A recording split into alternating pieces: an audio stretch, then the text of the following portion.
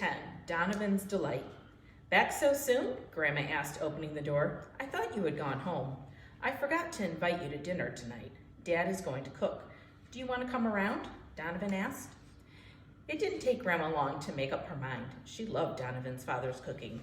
Well, certainly I do. In fact, why didn't I just get my coat and walk with you?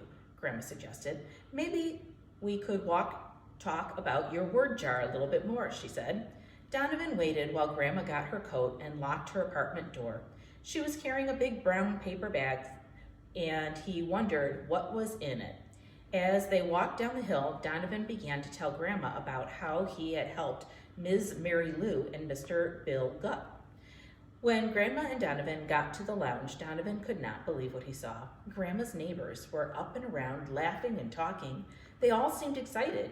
He looked around to see what was going on. Donovan saw that they were waving little strips of paper in their hands. My words! They have my words! Donovan shouted. Some people had one slip of paper in their hand. Others had two. Mr. Avery was no longer slumped in front of the TV. He was tacking one of Donovan's words up on a bulletin board. Miss Millie was looking up a word on her slip of paper in a pocket dictionary. Donovan looked over at the desk and saw Miss Agnes digging into his word jar. There were people in a line behind her laughing and talking. They were waiting to get a word from his jar. What's going on? Donovan asked, as loud as they could. Grandma, stop them. They're taking my words. He turned to his grandma, but she looked just as surprised as he felt. Donnie, calm down. They didn't know. You left the jar on the desk, she said in a quiet voice.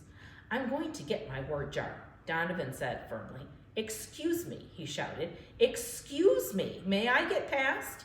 He yelled, moving through the crowd. He pushed a little and even shoved a bit. It was no use. Donovan couldn't stop what was happening. Mr. Crawford, the mailman, passed Donovan and waved his word over his head. Perseverance, he called out. That's just the word I need. Some days I get so tired I can hardly make it. I'm going to just try a little harder to keep going, he said, tucking the word in his shirt pocket. Donovan stopped pushing and stood still. Wow, one of my words made Mr. Crawford feel better, Donovan said.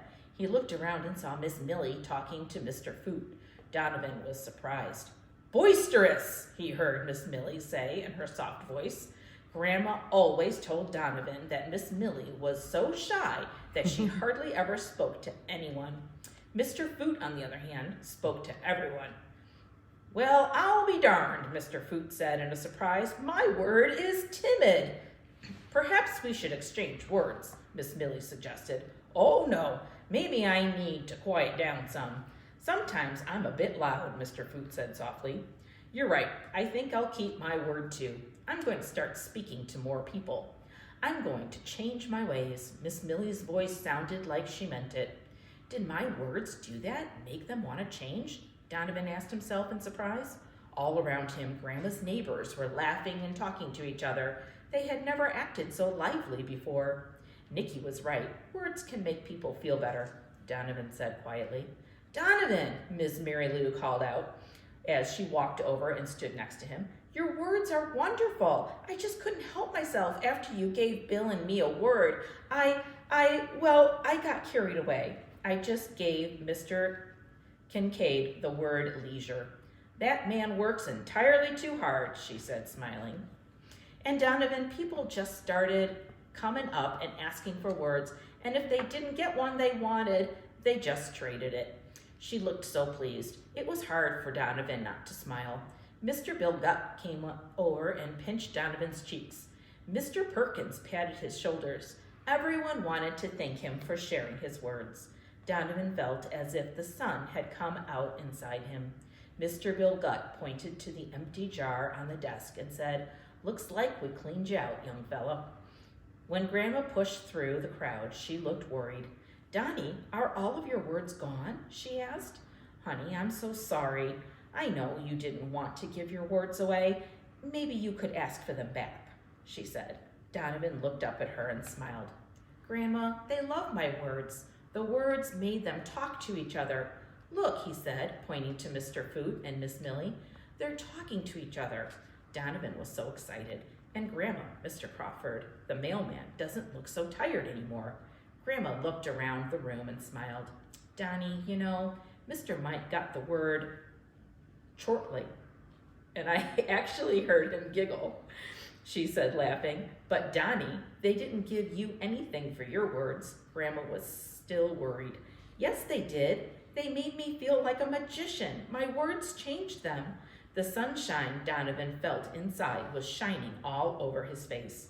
Grandma set the large paper sack she had been carrying on the desk and pulled a large glass jar from it.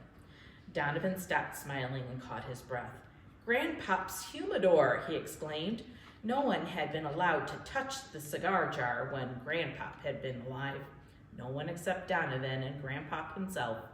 Donovan would climb up on his Grandpop's lap and lean over and pull a long cigar from the jar, and then, very carefully, Donovan would put the wooden lid back on. Grandma wrote on a slip of paper, removed the wooden lid from the jar, and dropped the paper in. This is for you, word gatherer, Grandma said, her voice full of pride. Donovan took the slip of paper from the jar. On one side, it said, a happy accident, and on the other side, the word serendipity was written. Donovan looked around. Everyone was watching his grandma and him. He hugged Grandma until it hurt. He would be proud to put his word collection in Grandpop's jar. Donovan was going to have a wonderful time collecting new words. It would take hours, days, weeks, and maybe even months. But the next time his jar filled up, he would not have a problem. It would be fun finding new ways to give his words away.